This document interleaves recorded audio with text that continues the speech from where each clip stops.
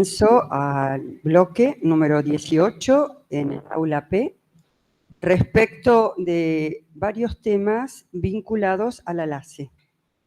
En primer lugar, lo va a hacer Ortiz Mena, que va a hablar sobre el tema de la autonomía de la voluntad como eje del sistema de sociedades por acciones simplificada y que está ubicado en la página 165 del tomo 1 de los libros de ponencias, para aquellos que lo tienen físicamente. Para los demás, saben cómo buscarlo.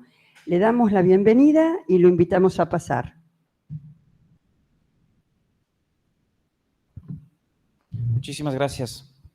¿Dónde me paro? Aquí. ¿Desde la espalda? Para mirar la aquí. Cámara, aquí. Ya, eso es importante. A pesar de que estamos pocos, pero en familia, que es mejor. Gracias a todos ustedes, buenas tardes. Yo soy de Ecuador. Yo no voy a hablar de la LACE de manera puntual, pero sí de las SAS y de lo que son las SAS y lo que ha significado las SAS como figura, sobre todo por el principio de autonomía de la voluntad. La SAS, cuando se creó, fue un caballo de Troya,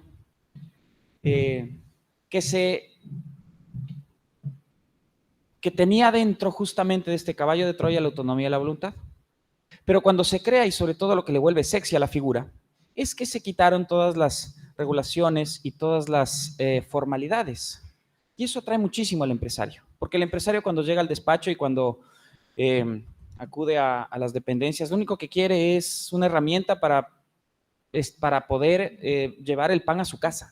No le importa las discusiones si el contrato es entre dos o más personas, si la teoría ultravires, ¿no? ¿Qué le importa al empresario? Eso lo que le importa es trabajar, es facturar, es poder hacer dinero y ese dinero evidentemente trasladar a la actividad económica y de esa manera desarrollar la actividad empresarial.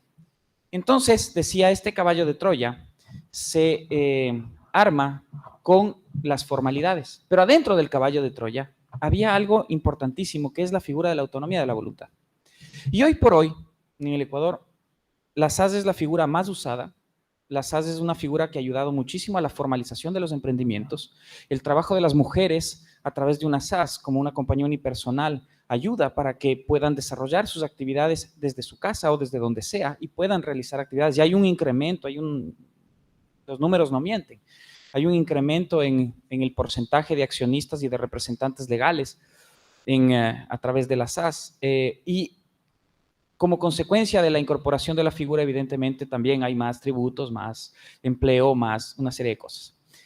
Y claro, la autonomía de la voluntad, si bien la figura y el costo bajo que es constituir una compañía y la eliminación de todas las barreras de entrada, hacen que después nosotros tengamos la posibilidad de que a través de esta figura se pueda dar otro tipo de elementos, como por ejemplo estructurar negocios, diferentes clases de acciones. No voy a entrar a discutir eso porque eso no solo está en la ponencia, sino son discusiones que se dan aquí, se han dado.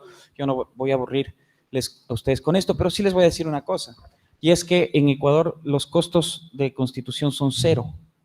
De 45 días bajamos a 20 minutos la creación de una compañía. Entonces eso ayuda al empresariado. Los mecanismos para poder controlar son los mismos, las obligaciones son las mismas, pero, por ejemplo, compañías grandes se están transformando a SAS, porque en vez de pagar $100,000 para pagar un escribano y un registro, ahora utilizan esos mecanismos para poder invertir en sus propias empresas. Entonces, esas son las ventajas que tiene este sistema y que tiene sobre todo esta figura y que ha tenido un resultado muy positivo en Ecuador, siendo hoy por hoy ya el tipo societario más utilizado entre todos los tipos societarios y adicionalmente y comparativamente con las compañías tradicionales, yo creo que están ya en peligro de extinción en el país. No sé si me queda mucho más tiempo, pero en todo caso creo que esos eran los... 4 minutos, pero como somos poquitos, me ha dado más tiempo. Gracias por su benevolencia. Le agradezco mucho. Decía que las compañías grandes se están transformando, pero las pequeñas también, bajo el mismo esquema y bajo las mismas particularidad, porque no solo que se formaliza, sino que adicionalmente el negocio se formaliza y los empleos y demás, sino que adicionalmente se benefician de los bajos costos.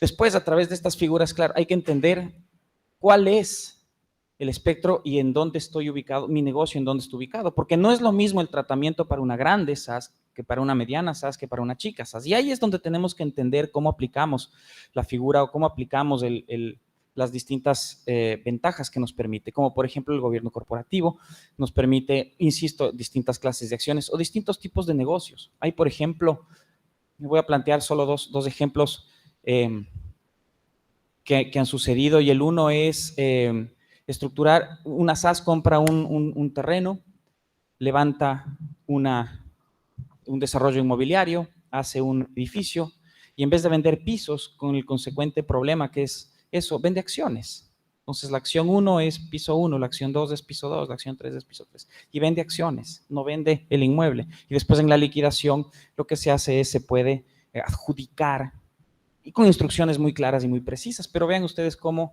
este traje a la medida que es la SaaS a través de la autonomía de la voluntad puede inclusive implementar a través de los negocios. Y el segundo ejemplo, que es también muy curioso, es que un pater familia dice: yo tengo 3 hijos y quiero distribuir mis acciones a los hijos. ¿Por qué? Porque soy viejo, porque ya quiero jubilarme, porque estoy cansado, por cualquier motivo. Y le dice al hijo 1, yo le doy a usted 33%, 33% y 33%. Yo me quedo con derecho de voto y además yo mismo elijo el gerente, lo que sea. Pero adicionalmente con una particularidad, y es que si tú te casas, sales de la compañía. Entonces, si se casan los hijos, salen de la compañía, se les excluye de la compañía.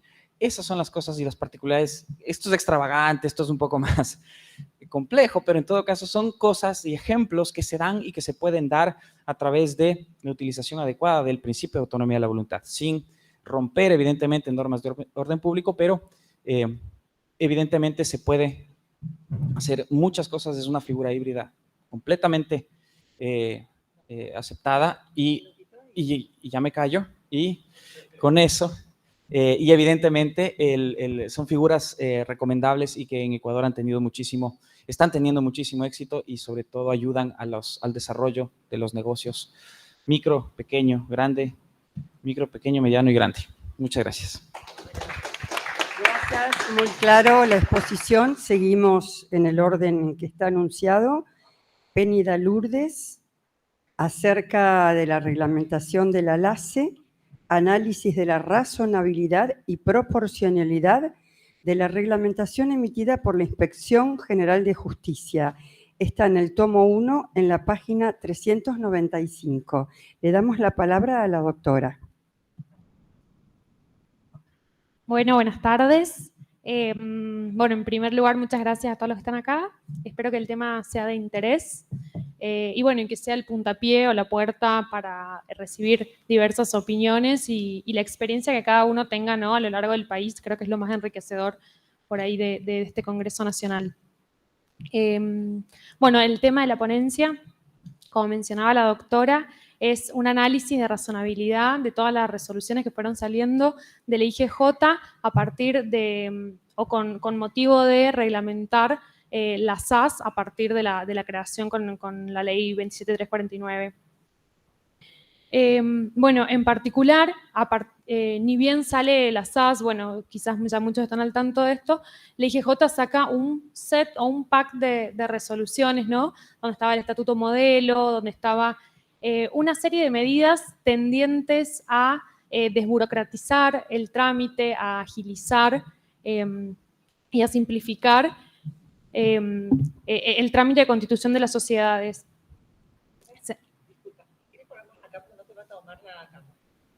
Dale.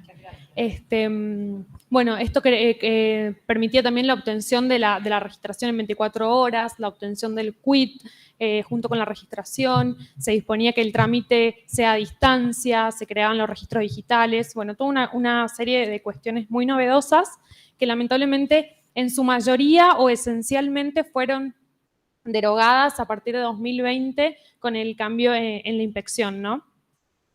Y si nos detenemos a pensar un segundo, en las facultades que tiene el IGJ para reglamentar las leyes, creo que, bueno, un poco está zanjado a partir de las leyes que regulan la creación y la misión de la Inspección General de Justicia, la 22315 y la 22316, la facultad de reglamentar, ¿no? en el ámbito de su materia, pero un poco el corazón de la ponencia estaba más orientado a hasta qué medida o con qué razonabilidad se estaban emitiendo estas reglamentaciones hoy en día. Y quería nombrar como unas cuestiones particulares, solo por una cuestión práctica, no porque sean las únicas cuestiones a debatir o a analizar. La idea o la propuesta era como analizar contraponiendo lo que dice la ley de fondo, o sea, la LASE actualmente, que está vigente, y las regulaciones de IGJ sobre 3 puntos en particular: capital social inicial, el plazo y la presentación de estados contables. Si bien entiendo que hay por ahí más temas que pudieran ser analizados con esta misma dinámica, por ahí capaz los invito a hacerlo con algún comentario adicional, ¿no? Bueno, en principio, en cuanto al capital social inicial, estaba regulado o está regulado en la LASE en su artículo 40, disponiendo que el capital social inicial de la SAS debiera ser 2 sueldos mínimos vitales y móviles, que al día de hoy son más o menos 54.000 pesos, ¿no? Está atado a este concepto de sueldo mínimo vital y móvil que se va actualizando para que no quede de alguna manera obsoleto el monto. Y esto entiendo que receptaba cierta doctrina ya que hablaba y que veníamos conversando anteriormente en esta misma aula, sobre lo sobrevalorado que está el concepto de capital social, ¿no? Y sobre lo poco que dice hoy en día el capital social en cuanto al negocio o al éxito de la empresa. Sin embargo, el IGJ, a través de la resolución 9 del 2020, se arroga facultades para determinar discrecionalmente, de acuerdo al análisis que hace sobre el objeto social de la sociedad, cuál será el capital social mínimo que ellos consideren necesario o adecuado para registrar esa sociedad, que actualmente en la práctica vemos que puede ser 4 veces más, 5 veces más de lo que dispone la ley. Y a la hora de discutir esta resolución de la IGJ, hay que hacerlo presentando un certificado contable en donde un contador dé fe de que, habiendo analizado un plan de negocios, considera viable la puesta en marcha de esa sociedad con el capital que se pretende inscribir, ¿no? Entonces, es como que surge muy claramente que la IGJ pareciera ir más allá de lo que dice la ley. Por otro lado, en el tema del plazo, que si bien, bueno, la LASE, siguiendo la Ley General de Sociedades, establece los requisitos mínimos que tienen que tener el estatuto de la SAS, y en ese sentido dice que tiene que tener un plazo determinado en su artículo 36, inciso 5. Pero de ninguna manera hay ningún indicio en la ley de fondo estableciendo un plazo determinado por la propia ley, sino que queda a la autonomía y la voluntad de los socios.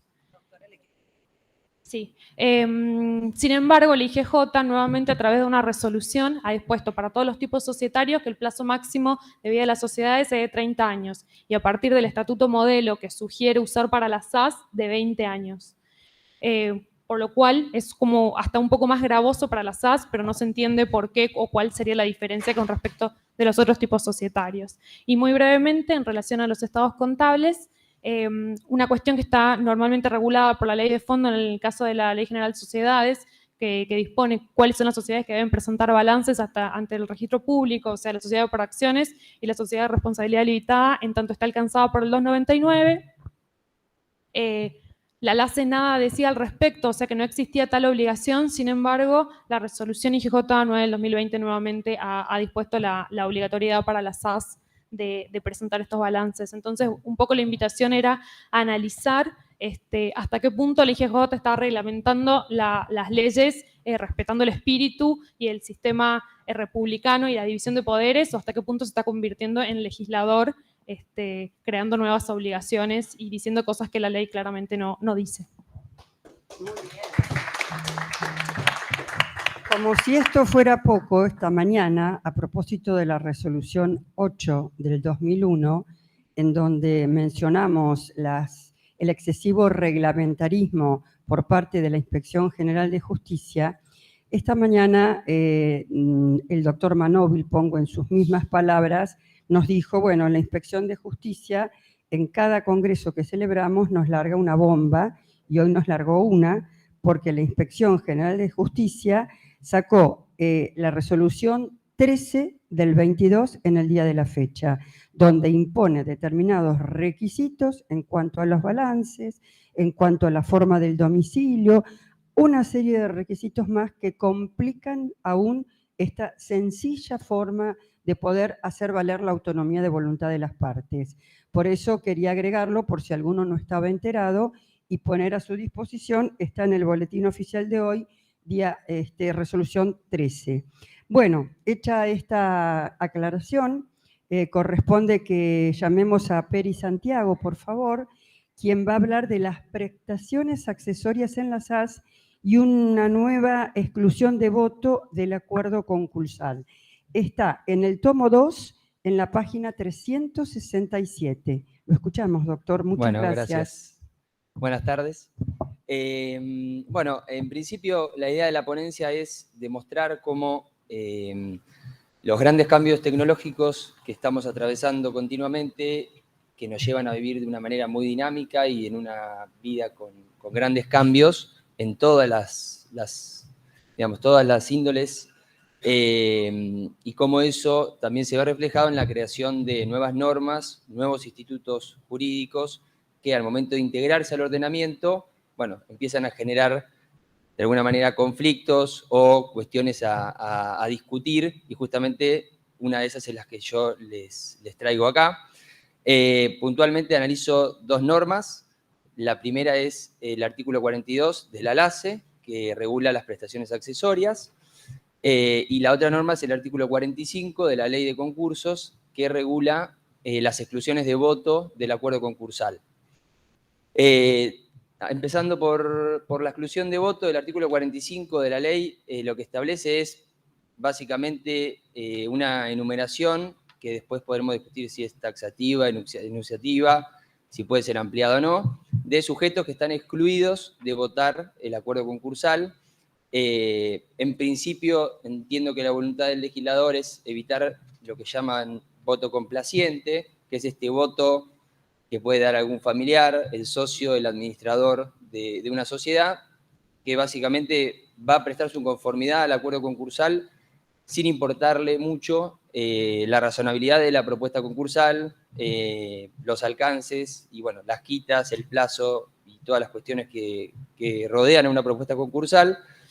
Y, bueno, lo que busca justamente el legislador es excluir del voto, sacar del cómputo de las mayorías a esas personas que van a votar a favor de la propuesta sin importarles cuál es el contenido de la misma. Y por otro lado, analizar el artículo 42 de la LACE, que regula, como dije, las prestaciones accesorias, que si bien ya están reguladas en la Ley General de Sociedades, en el artículo 50, nos trae un matiz distinto a estas prestaciones accesorias, porque amplía el elenco de sujetos que pueden aportar estas prestaciones accesorias, donde incluye a los administradores y a proveedores externos, es decir, personas que son en principio ajenas a la sociedad, que vienen a aportar, a hacer una inversión a través de las prestaciones accesorias. La particularidad que tiene es que estos aportantes no forman parte del elenco societario, y esa es la principal diferencia con el régimen de la Ley 19.550. Y bueno, del análisis de estas dos normas es donde yo planteo la discusión de decir, bueno, estos proveedores externos que de alguna forma vienen a invertir a la sociedad, vienen a tomar un riesgo empresario, vienen a participar de las ganancias y de las pérdidas, digamos, vienen a formar parte de la sociedad, aunque no sean parte del elenco societario, que no sean socios. ¿Qué pasa frente al concurso de esa sociedad? Es decir, este prestador externo, que de alguna forma está metido en la sociedad, participa, si bien no en la formalidad, pero sí en los hechos, y obviamente va a querer que la sociedad le vaya bien, porque su remuneración va a estar sujeta al éxito de la sociedad.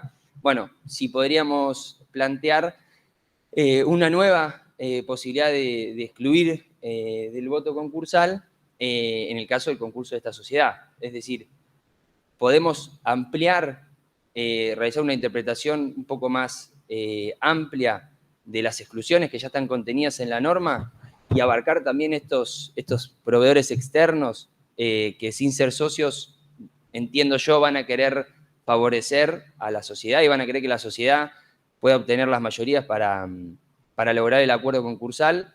Y bueno, justamente la idea de la conclusión de la ponencia es, yo creo que sí, porque como digo, a diferencia de quizás un proveedor absolutamente ajeno a la sociedad, este está más inmiscuido en las cosas propias de la sociedad y, como dije, va a querer que a la sociedad le vaya bien, que pueda obtener las mayorías, que pueda obtener el acuerdo y que pueda seguir funcionando, porque de ahí va a obtener sus beneficios. Entonces, bueno, por una aplicación analógica entiendo que se lo debería excluir del voto del acuerdo concursal, asimilándolo quizás a la figura del socio, porque entiendo que el voto complaciente se va a dar en la gran mayoría de los casos donde tengamos este proveedor externo votando una propuesta concursal.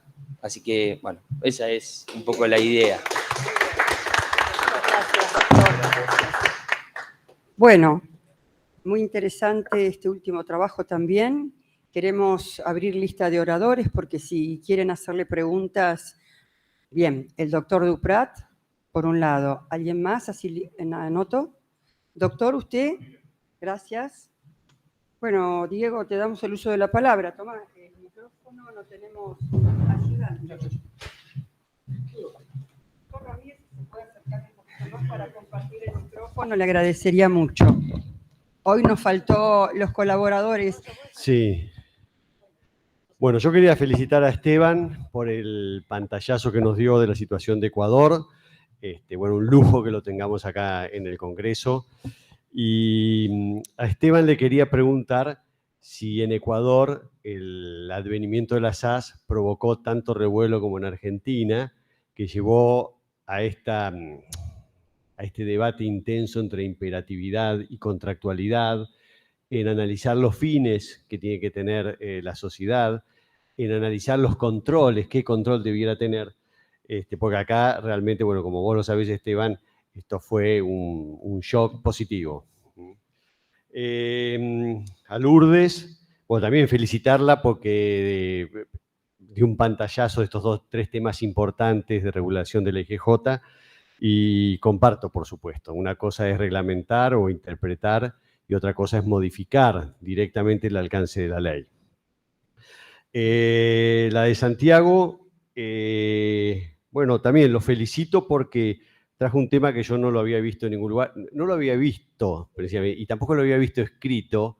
Me parece muy interesante ver si los que hacen prestaciones accesorias en una SAS les cabe esa prohibición de voto del 45, precisamente por esto, porque al querer rescatar esa prestación accesoria de alguna manera, van a hacer un voto complaciente en favor de una propuesta concordataria.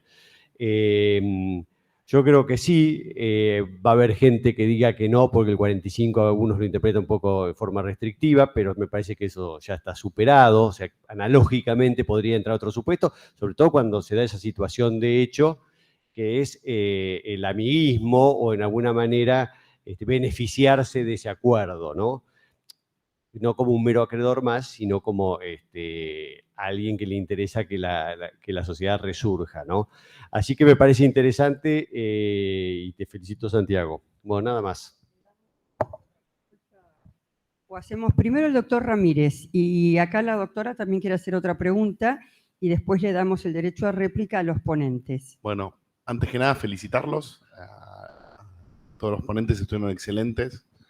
A Esteban, bueno, quería una pregunta muy parecida a la de Diego, me la robó, pero siempre me hace lo mismo. Pero eso, contarnos un poco cuáles son las dificultades que están teniendo hoy en día, un poco me las han contado, y cuáles son los proyectos que tienen a futuro con esto, con respecto a la SAS o con otro tipo de simplificación. Y con respecto a la ponencia de Santiago y bueno, la postura de Diego, yo creo que ahí es interesantísimo. Todo el tema de las prestaciones accesorias es interesantísimo. Creo que nadie se puso todavía a estudiarlo en detenimiento con todo lo que puede dar. Ahora, voy a hablar ahora sin hacer un análisis rápido de la ley concursal, pero creo que todas las restricciones a una capacidad o a un derecho se tienen que interpretar siempre restrictivamente. Ahora, no quita ver el caso concreto, si hay un abuso de derecho o algo que para lograr una solución justa, pero creo que prohibirlo per se podría ser, peligroso o injusto en algunos casos, pero muy interesante y creo que es un tema para estudiar en muchísima profundidad. Y no estoy seguro de lo que te dije tampoco, pero... Bueno, la doctora acá, Dolores Guzmán, quiere hacer también un comentario a los ponentes. Le damos la palabra. Bueno, muchas gracias. Sí, pues la verdad que yo las leía todas las ponencias con detenimiento, todas muy interesantes, las distintas miradas. En particular con esta última ponencia de Santiago, bueno, me recordó, en un momento nosotros tuvimos concursos acá en la universidad, en la Facultad de Derecho, y el tema que nos había tocado era el socio oculto. Entonces analizábamos, en ese momento todavía no estaba derogado, analizábamos la figura del socio oculto en consonancia con la extensión de la quiebra dispuesta por la ley de quiebras para el socio del 125. O sea, se aplicaba la misma lógica que el socio de la colectiva al socio oculto. Entonces, bueno, cuando leía y cuando te escuchaba, un poco pensaba en esto, es decir, por un lado la SAS establece que el socio que realiza una prestación accesoria no se puede llevar, a ver, acá me va a corregir el doctor Ramírez, pero podría pactarse que no puede retirar la prestación accesoria al momento de retirarse de la sociedad. Esto hace que se advierta la relevancia y la necesariedad de esta prestación accesoria para el giro comercial, que prácticamente hace que ese aporte se vuelva sumamente trascendente. Entonces creo que el foco deja de estar en el socio y pasa a estar en el aporte. Entonces digo, del mismo modo, si lo pensamos lógicamente, un tercero podría realizar una prestación accesoria a la sociedad que sea esencial y fundamental para el giro de esa sociedad, como bien, a ver, yo leyendo la ponencia creo que eso es lo que estamos diciendo, es socio sin serlo, porque realmente realiza un aporte esencial para la sociedad, y de alguna manera me parece totalmente lógico que haya un conflicto de interés, porque básicamente es lo que está diciendo el 45, y que por ese motivo no podría votar. Es decir, de alguna manera pasaría a ser, a mi entender, como una especie de socio oculto en esta nueva interpretación, si se quiere, o esta nueva problemática que plantea la SAS. Así que bueno, a mí me pareció muy interesante, por supuesto que son interrogantes, no hay certezas, pero creo que sirvió para recordar esta figura. Damos derecho a réplica a los... Por orden, vamos por orden de expositores. Con respecto a ¿cuánto tiempo tengo? 1 minuto y medio. 1 minuto y medio. Ya. Pueden ser 2 también. Está bien. Bueno, el sábado voy a hablar de esto. No es que estoy haciendo propaganda, pero ahí tengo 10 minutos, no 12. Ya, está bien. Que empiece desde ahora. A ver, es que hay muchas cosas por contar y son preguntas muy amplias, muy abiertas. Entonces, muchas gracias. Estoy más tranquilo. Primero, por supuesto que hay oposición. Siempre hay un segmento tradicionalista que está opuesto a los cambios. Eso es que es verdad, es real. Hay mucha gente que se opone al cambio, que se opone inclusive a una práctica. Todo el mundo tenemos aversión al cambio. Y más si hemos tenido años de práctica. Nosotros teníamos una ley de 1963, son 54 años, no sé, sin cambios. Inclusive cuando yo planteé la SAS en algún momento a esta gente, a los tradicionalistas, me decían, pues ya tenemos la anónima, ya tenemos la limitada, ¿para qué la SAS? Claro, no entendían en qué consistía el producto, la herramienta, y estaban muy acostumbrados a tener esta caja de Pandora. Entonces tenías el gran supermercado, anónima, la tienda de la esquina, anónima, la pequeña caramelera, anónima. Entonces no tenía el sentido. Y por supuesto que hemos tenido oposición. En el año 2020 tuvimos una revolución porque no solo entraron las SAS, sino también se modernizó la ley de compañías en el Ecuador, y ahorita está también están complementándose este proceso de modernización. ¿Y qué es lo que hicimos? Hicimos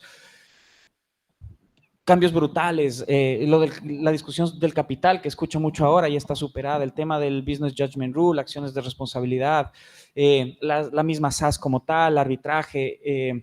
Entonces, son cosas que nosotros ya superamos, nosotros en la legislación ya se incluyeron en el año 2020, hay una serie de cosas, pero los 2 minutos no me dan, por eso preguntaba, o los 2,5, pero hubo muchos cambios, inclusive un código de gobierno corporativo que nunca hubo en el Ecuador hasta hace 2 años igual. Entonces, se fueron dando muchas reformas. Y claro, eso, vuelvo a lo que decía al inicio, eso a la gente que estaba anquilosada en sus espacios no les gustaba.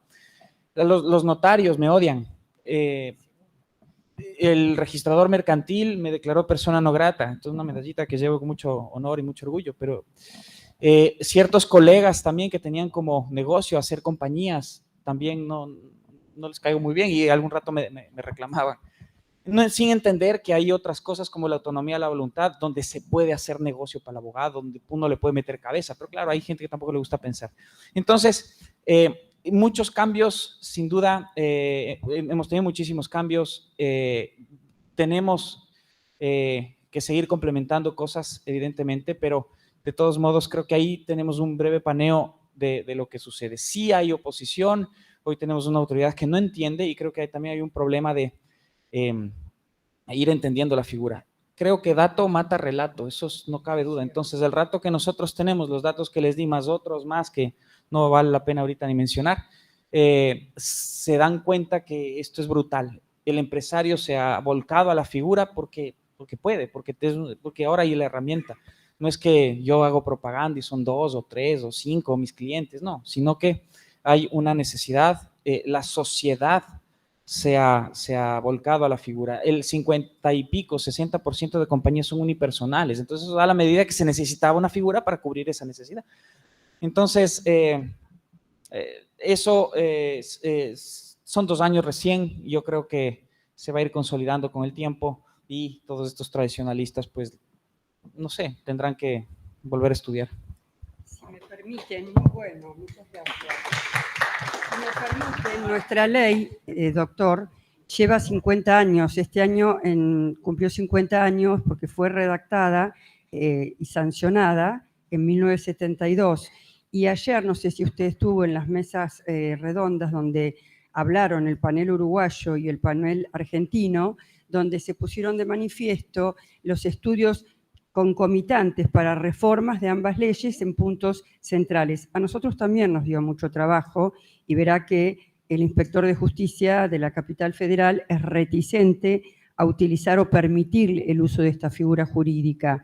En las provincias se utiliza mucho la SAS. Nosotros tuvimos 3 congresos seguidos en la ciudad de Mendoza, donde se trató mucho el tema de las sociedades anónimas simplificadas,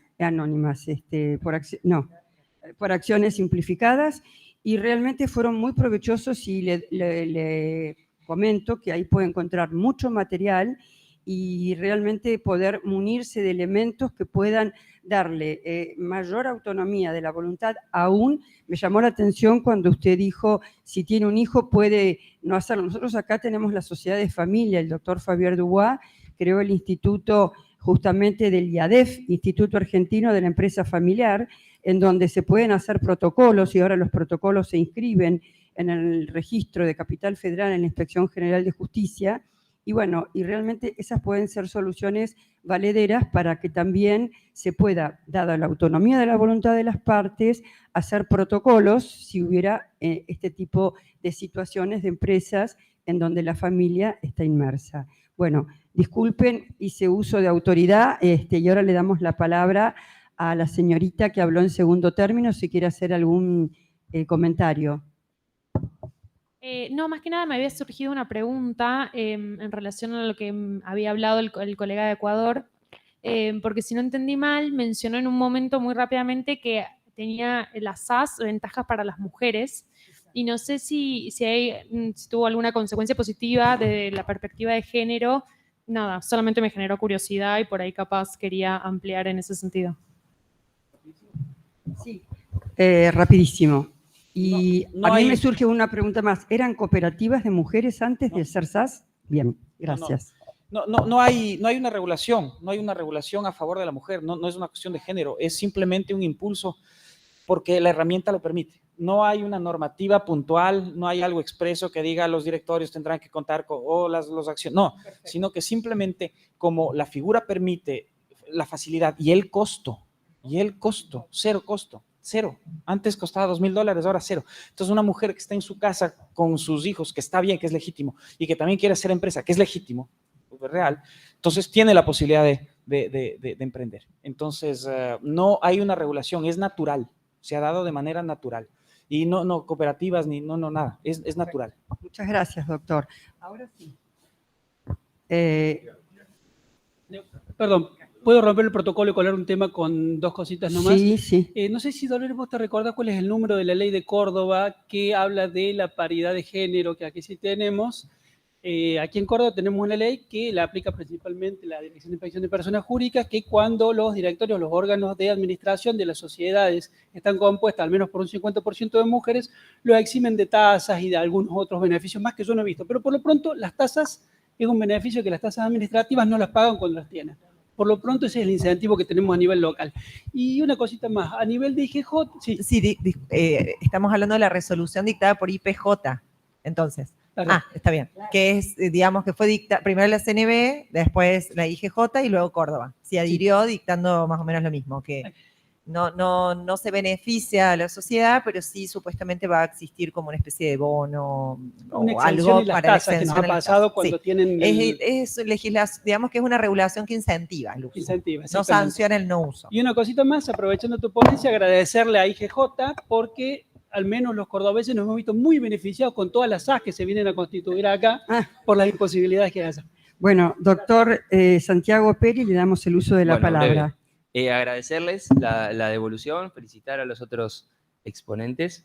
Y bueno, nada, haciendo un breve comentario a lo que decía el doctor Ramírez, yo coincido en que la interpretación tiene que ser restrictiva en principio, porque obviamente se está limitando, cercenando un derecho importante, se está sacando de la base de cómputo tanto del capital como del voto, para obtener un acuerdo concursal, algo que es muy sensible y que puede tener resultados todavía o efectos todavía más graves, como es ir a la quiebra por no obtener las mayorías, con lo cual entiendo que hay muchos intereses en juego y por eso entiendo que hay que ser restrictivos. En este caso yo veo que se puede hacer una aplicación analógica y, bueno, por eso la conclusión de la ponencia. Y respecto al comentario que hacía la doctora, la verdad que coincido, no se me había ocurrido, pero la analogía es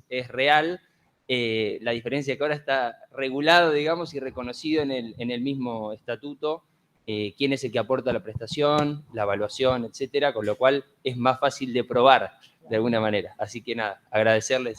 Bueno, yo agradecerles a todos. Realmente las ponencias fueron muy interesantes. Usted, doctor, quiere hacer uso de la palabra. Bueno, agradecerles que nos haya contado un poco la experiencia de nuestro país, del Ecuador, y bueno, y poner a disposición de la comisión siguiente en hora y tiempo. Faltan 5 minutos para el tiempo finalizar, así que hemos logrado cumplir con todos los prolegómenos de este congreso. Muchas gracias a todos, muy amables.